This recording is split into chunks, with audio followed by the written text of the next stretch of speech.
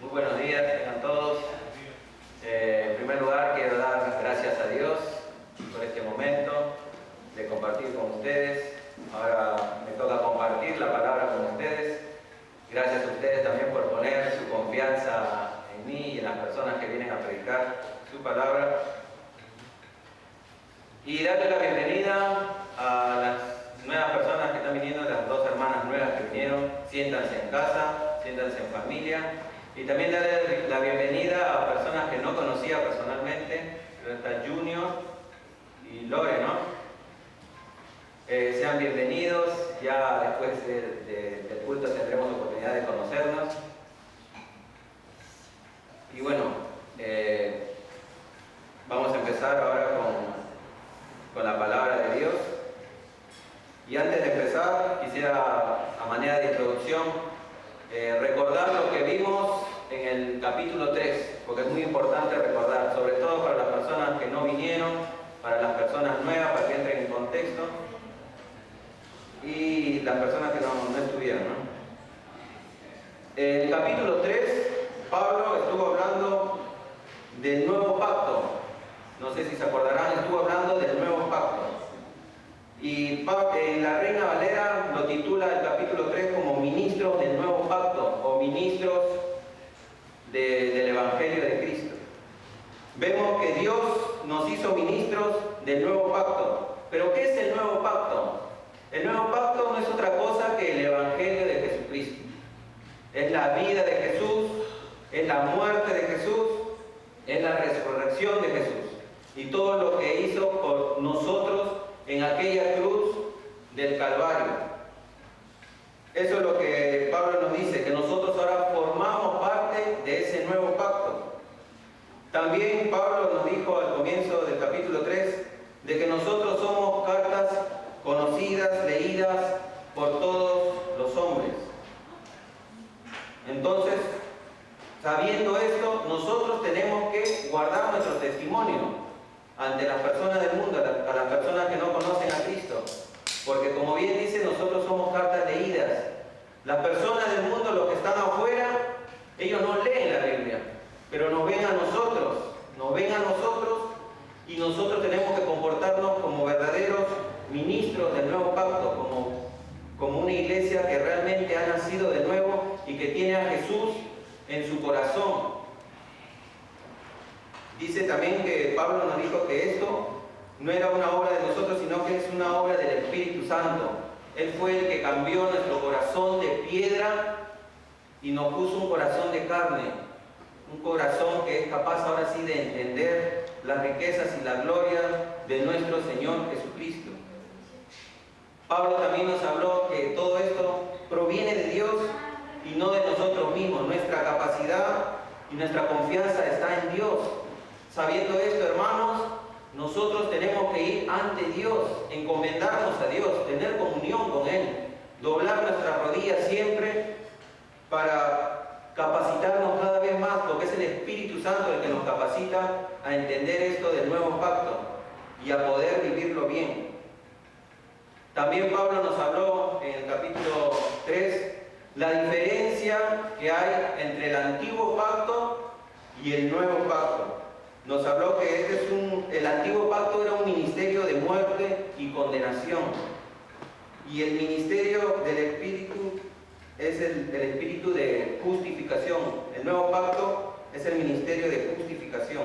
Pero entonces, ¿por qué el antiguo pacto, que era por la ley, nos mandaba a la muerte y nos condenaba a nosotros? Simple, porque como dijo nuestro hermano Andrés, que predicó esto, es porque es imposible cumplir la ley de Dios y todos sus mandamientos. Romanos 3:20 dice, ya que por las obras de la ley ningún ser humano será justificado delante de Dios. Ningún ser humano será justificado delante de Él por las obras de la ley. Dice que ya que por medio de la ley es el conocimiento del pecado. Para eso es lo que realmente sirve la ley. Para entender nuestra condición pecaminosa y lo incapaces que somos nosotros de cumplir las normas de Dios, de cumplir las leyes de Dios. Por eso es que este antiguo pacto nos Santiago 2:10 dice que todo aquel que quiera guardar la ley, pero que solamente fallara en un solo punto, se hace culpable de toda la ley. Así que, hermano que me escuchas, porque hoy en día la religión más que todo, enseña que nosotros tenemos que guardar toda la ley para poder ser salvos. Y no es lo que enseña la Biblia. Lo que enseña la Biblia es que a través de Cristo Jesús nosotros somos salvos. No por obras que nosotros hiciéramos a Dios, sino por la obra que Dios hizo por nosotros. Que vino, fue hecho carne y murió por nosotros, murió por nuestros pecados. Entonces la Biblia también dice en Isaías 64:6 que nosotros somos como suciedad ante Dios, que todas nuestras justicias, nuestras buenas obras son como trapos sucios para Él. ¿Y por qué pasa esto? Porque tenemos un Dios que es santo, y no solamente que es santo, sino que la Biblia dice que es 3 veces santo. Es el único atributo de Dios que se repite 3 veces. Y santo significa apartado, alejado del pecado. Por eso es que nuestras obras para Dios son como trapos sucios. Por eso es que solamente a través de Jesucristo podemos ser salvos. Y esto lo repito una y otra vez porque de eso trata el nuevo pacto. De eso trata el Evangelio. Y es lo que nosotros tenemos que predicar siempre. También vimos que solo Cristo puede quitar el velo en el corazón de las personas. Porque por más que yo les hable, por más que vayamos y predicamos el Evangelio de Jesucristo, muchas personas no lo van a entender. Capaz ustedes también han predicado a sus familias. Hay personas que tienen sus familiares, a sus esposas, a sus esposos que aún no son cristianos y se lo han dicho miles de veces. Y ustedes se preguntan, ¿pero por qué? ¿Por qué no pasa nada? ¿Por qué nosotros sí lo entendemos y ellos no? Y es porque solamente Cristo puede hacerlo, hermano. Solo Cristo puede quitar ese velo que nos tiene cegados y que nos impide ver la gloria de Dios. Y por último también el apóstol Pablo termina diciendo que todos andamos con rostros descubiertos, que fue la prédica de la semana pasada que nos dio nuestro pastor Fernando. Nosotros que ya hemos visto la gloria de Dios, que entendemos el Evangelio de Jesucristo, andamos ya con los rostros descubiertos, siendo transformados, dice, a la imagen de Cristo, de gloria en gloria. Entonces, lo que nos quiere decir el apóstol Pablo es que nosotros vamos a ir siendo santificados progresivamente. Y les pregunto a ustedes, hermanos, ¿cómo va su vida de santidad? ¿Están creciendo de gloria en gloria, como dice la palabra de Dios? Y sobre todo a los hermanos, no a los recién convertidos de 1 o 2 años, sino estoy hablando a hermanos que ya tienen 5, 6, 10 años. ¿Cómo está su vida, hermanos? ¿Realmente cada vez sienten que son más santos? Y eso es algo para ponerse a pensar, para poder analizar. Ahora sí, viendo ya lo que es el nuevo pacto, entendiendo esto, ahora sí quiero que me acompañen, por favor, que abran sus Biblias en 2 de Corintios, capítulo 4, que es lo que vamos a ver el día de hoy. 2 de Corintios, capítulo 4.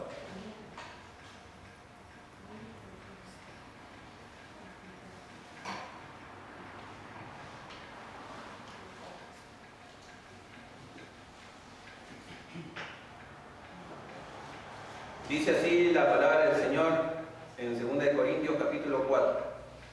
Por lo cual, teniendo nosotros este ministerio según la misericordia que hemos recibido, no desmayamos, antes bien renunciamos a lo oculto y vergonzoso, no andando con astucia ni adulterando la palabra de Dios, sino con la manifestación de la verdad, recomendándonos a toda conciencia humana delante de Dios.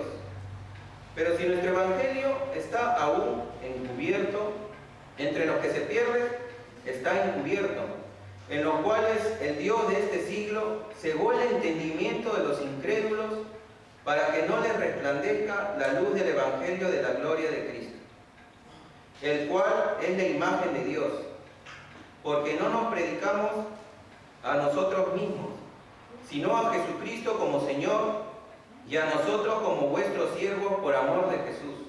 Porque Dios, quien mandó que de las tinieblas resplandeciese la luz, es el que resplandeció en nuestros corazones para iluminación del conocimiento de la gloria de Dios en la faz de Jesucristo. Amén. Eso es lo que vamos a ver el día de hoy, del versículo 1 al 6. Y le puse como título a este sermón, Viviendo el Nuevo Pacto. Por eso es lo importante de la introducción que les dije, qué es lo que es el Nuevo Pacto, para que lo tengan bien claro. Y ahora vamos a ver cómo es que tenemos que vivir el Nuevo Pacto. En el primer punto puse que tenemos que vivir el Nuevo Pacto fiel y valientemente. Pablo dice, por lo cual, teniendo nosotros este ministerio según la misericordia que hemos recibido, no desmayamos. Primero, tenemos que reconocer que Dios nos encargó este trabajo de ser ministro del Nuevo Pacto. ¿Por qué? Porque Él tuvo misericordia de nosotros. Si tú, hermano, estás sentado ahora ahí escuchando y yo estoy acá parado predicando, es gracias a Dios, por la misericordia de Dios. Porque Dios es un Dios misericordioso, dice que su misericordia se renueva todos los días y su misericordia es para siempre. Bueno, Pablo dice que no desmayamos, sabiendo esto, sabiendo lo del nuevo pacto, sabiendo de la misericordia tan grande que tiene Dios. Nosotros tenemos que vivir el nuevo pacto, tenemos que vivir el Evangelio, no desmayando. ¿Y qué significa esta palabra? Significa que no tenemos que rendirnos, que no tenemos que ser cobardes, que no tenemos que perder el ánimo. Como vieron al principio en el capítulo 1 de esta carta, vimos las aflicciones que pasó el apóstol Pablo. Vimos todos los peligros, la angustia, las preocupaciones, todo lo que tuvo que pasar. Y él aún así dice que no desmaya, no desmayamos, dice. Y nosotros también tenemos que ser como él. Pueden venir las pruebas, pueden venir las aflicciones, nadie se está libre de nada, pero lo que tenemos que estar seguros es que no tenemos que perder nuestra fe en Jesús. Muchas personas ahora les pasa algo, no sé, se muere su perrito y no vienen a congregarse. Empieza a llover un poquito y no vienen a congregarse. Pelea el marido con su esposa o la esposa con su marido y no vienen a congregarse. Y no tiene que ser así. Tenemos que animarnos. Nada nos tiene que impedir venir a congregarnos. Tenemos que ser como el apóstol, valientes en ese sentido. Otra cosa es que el apóstol también dice que renunciamos a lo oculto y vergonzoso. ¿Qué significa renunciar a lo oculto y vergonzoso? Que si ahora somos parte del nuevo pacto, tenemos que dejar la vida de pecado. Eso es lo oculto y vergonzoso. El pecado de inmoralidad secreta, hipocresías y pecados ocultos, tenemos que dejarlo atrás. Porque yo sé que hay pecados que es difíciles de confesar, ¿no? Incluso nos daría vergüenza decirle al pastor algo. Pero tenemos un Dios, debemos recordar que tenemos un Dios que todo lo sabe, que es omnisciente. Y a Él sí no le podemos ocultar nada. A Él sí tenemos que decirle todo lo que hay en nuestro corazón. La Biblia dice en Proverbios 28:13, el que encubre sus pecados no prosperará, mas el que los confiesa y se aparta alcanzará misericordia. Es un versículo muy conocido, pero que trae tanta claridad, tanta luz a nuestra vida, y es que nos llama a no encubrir nuestros pecados. Tenemos que ir donde Dios y confesarle todo, hasta el más mínimo detalle. Porque solamente así, dice, si confesamos y nos apartamos, si realmente queremos alejarnos y vencer el pecado, Dios tiene misericordia. Porque Dios nos conoce perfectamente y sabe que todos fallamos. No hay nadie perfecto en esta vida. Y eso es lo que tenemos que hacer, hermanos.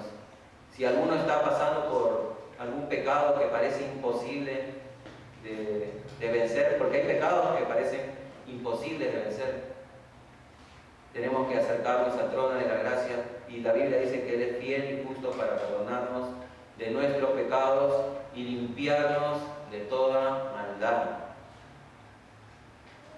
Pablo también nos dice que tenemos que vivir el Evangelio, el nuevo pacto, no andando con astucia, ni adulterando la verdad.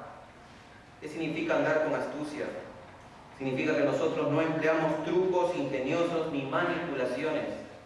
Hoy en día las iglesias quieren atraer a las personas haciendo shows, poniendo discotecas cristianas, poniendo humo, juegos. Y no tiene que ser así. Nosotros tenemos que predicar la palabra de Dios. Solamente la palabra de Dios tiene poder. Y no estoy en contra de hacer juegos, show, ¿no? De salir y predicar al parque. Pero lo que se necesita realmente es simplemente, si tú sabes hablar, puedes predicar la palabra de Dios.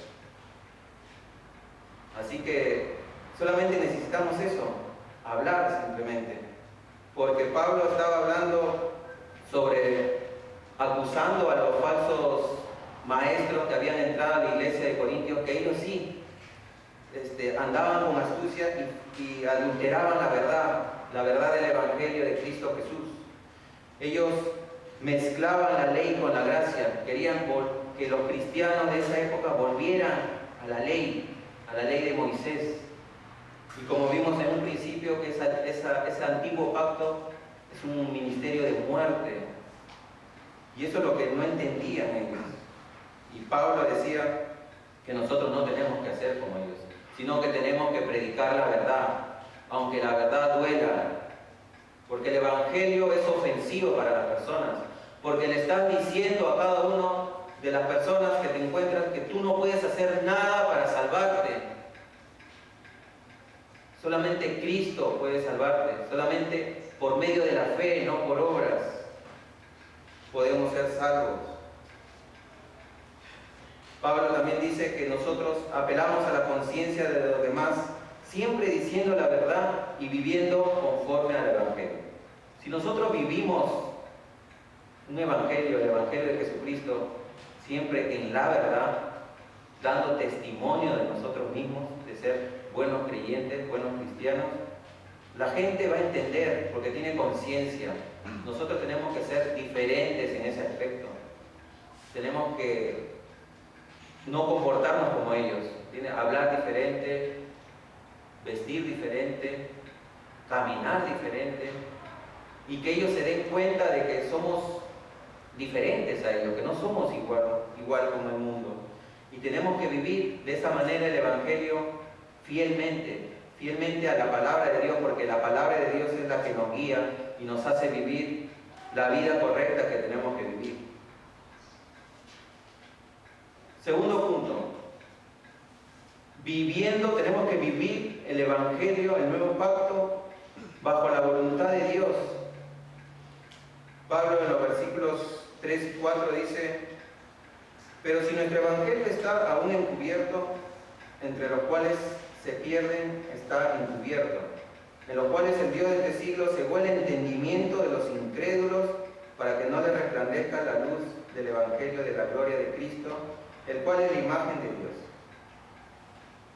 Tenemos que descansar en la voluntad de Dios, hermanos, porque la salvación solamente es de Dios, ¿no? Cantamos siempre que la salvación es de Dios, pero tenemos que ser conscientes de algo también. Tenemos que ser conscientes que hay un enemigo, que a veces ni siquiera pensamos en él, pero existe. Y él es el que ciega a las personas para no creer y para que no se salven. Ellos por eso es que no pueden ver la gloria de Dios. Y esto la verdad que a mí me tocó bastante, porque como saben, estamos predicando con algunos hermanos en el tren, y yo lo hago todos los días. Y veo ahí me di cuenta de esa realidad, que no es lo mismo predicar acá, que ustedes me están poniendo atención y están escuchando atentamente, que predicar ahí en las calles, en el tren, donde nadie te da bola. Dices, voy a hablar de Jesús, y voltean la cara y siguen escuchando su música y te rechazan. Entonces ahí yo me di cuenta que existe esa barrera, esa pared invisible que es dada por Satanás, y eso es lo que él hace para que no le resplandezca la luz del Evangelio. Satanás es el príncipe de este mundo, dice la palabra en Juan 14:30. No hablaré ya mucho con vosotros, porque viene el príncipe de este mundo y él nada tiene en mí, le decía Jesús a sus discípulos, ¿no? Cuando iba a partir. Jesús reconoce que él es el príncipe de este mundo, pero también hay algo muy importante en este versículo, que él dice que él nada tiene contra mí.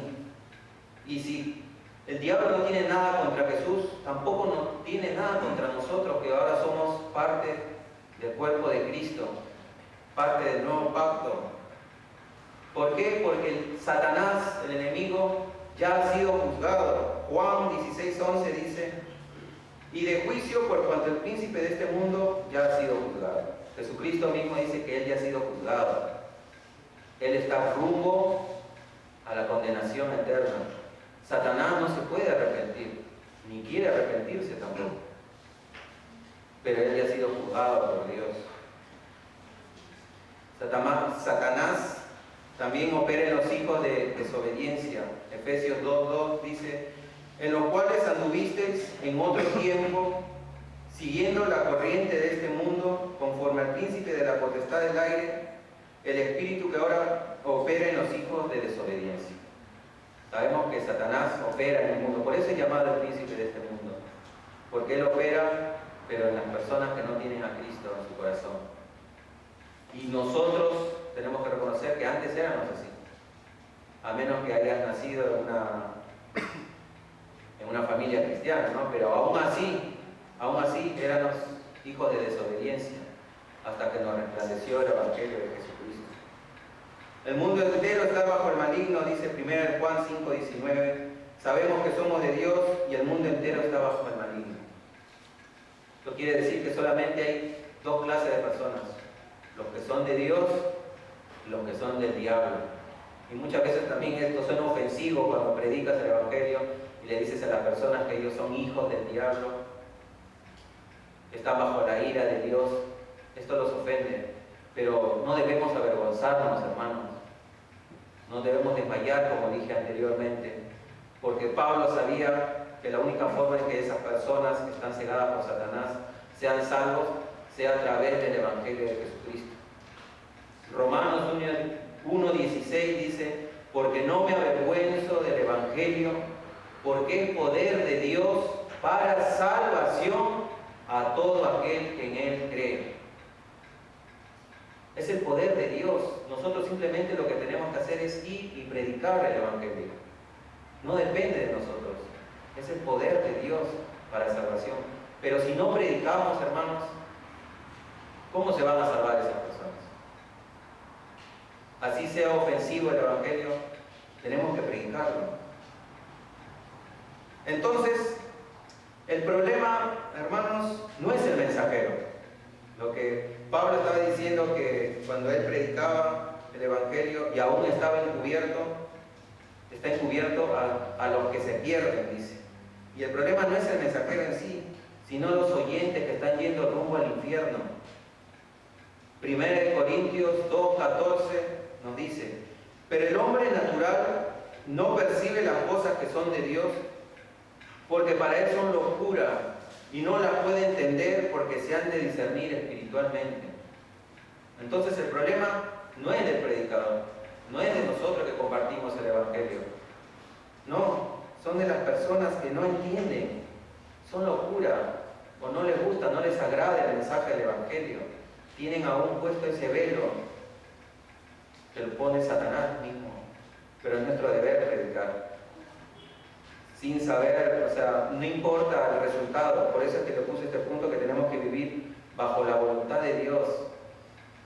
Porque muchas veces no queremos predicar porque nos desanimamos, porque ya lo hemos hecho muchas veces y no vemos ningún cambio, aún en nuestros propios familiares. Vemos eso y nos desanimamos, pero hay que aprender a vivir y descansar en la voluntad y la soberanía de Dios.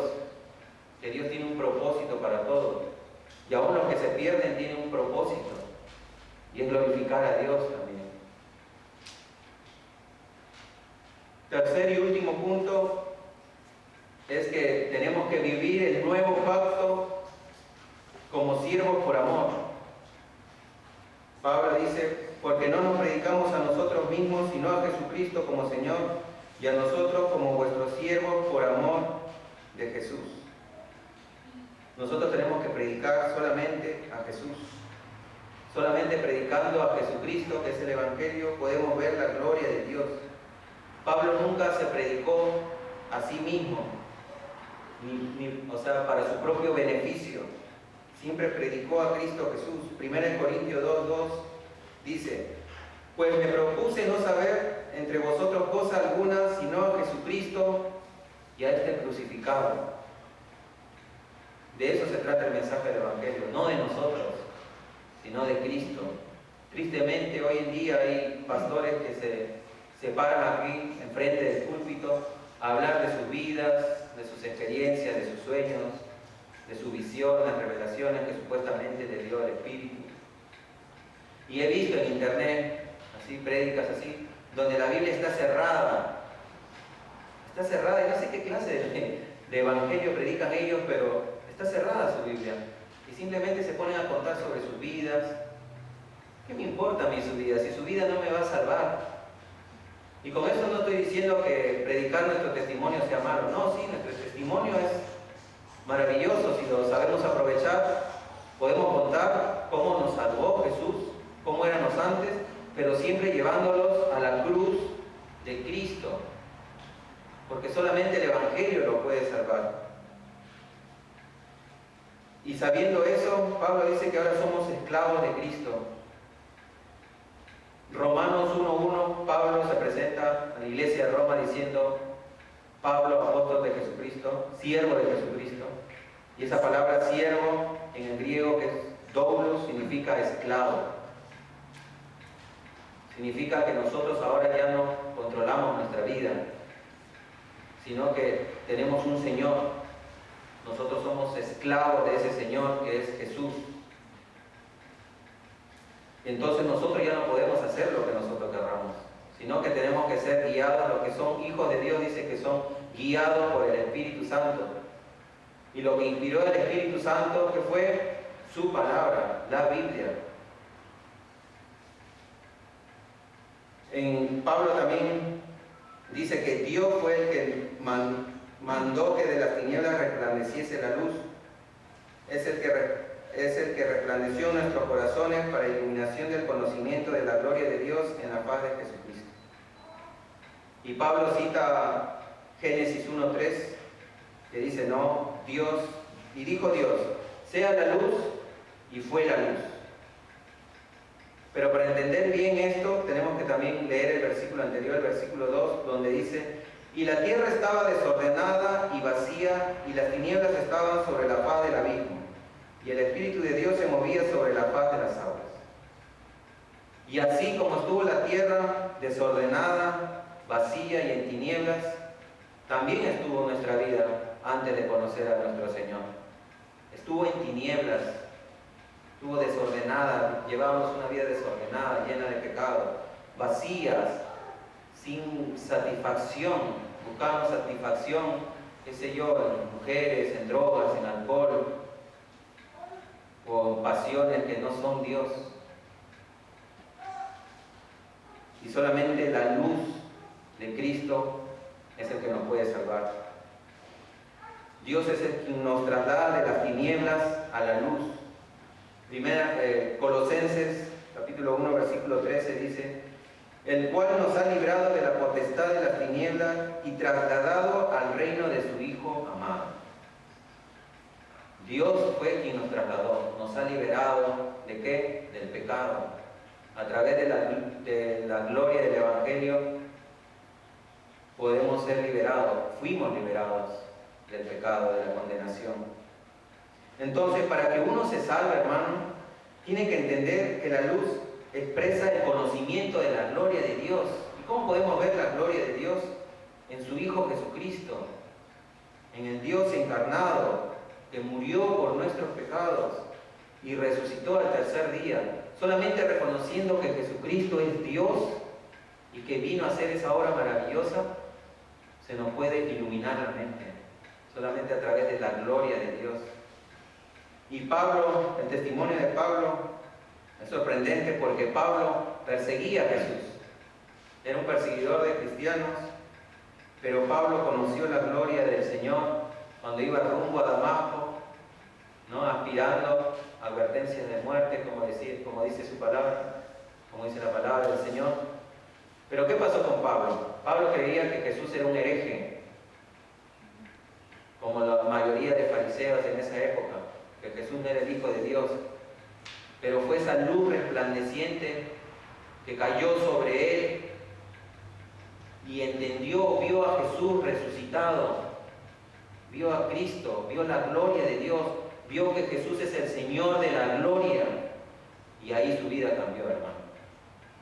Ahí su vida cambió y se transformó en el apóstol Pablo, el que escribió casi la mayoría del Nuevo Testamento y el que ahora estamos estudiando sus cartas, gracias a la iluminación de la gloria de Dios en Jesucristo.